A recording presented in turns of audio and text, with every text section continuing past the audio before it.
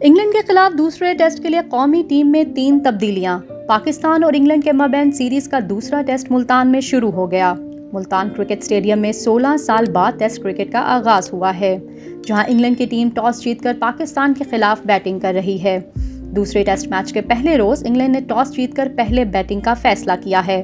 England کے خلاف قومی ٹیم کے پلئنگ 11 میں اظہر علی، نسیم شاہ اور حارث رؤف کو ڈراپ کر کے محمد نواز، فہیم اشرف اور ابرار احمد کو شامل کیا گیا ہے۔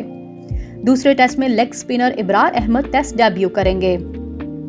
دوسری جانب انگلینڈ کی ٹیم میں لیام لنگوسٹن کو آؤٹ کر کے مارک ووڈ کو پلئنگ 11 میں شامل کر لیا گیا ہے، جبکہ دوسرے ٹیسٹ میں اولی پاپ ہی وکٹ کیپنگ کریں گے۔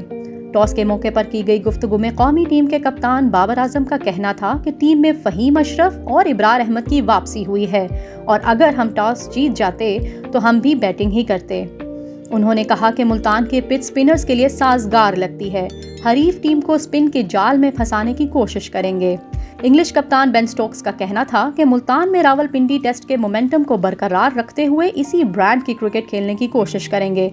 ٹیم میں ایک تبدیلی کرتے ہوئے لیام لنگوسٹن کی جگہ مارک ووڈ کو شامل کیا گیا ہے، جن سے بہترین کارکردگی کی توقع ہے۔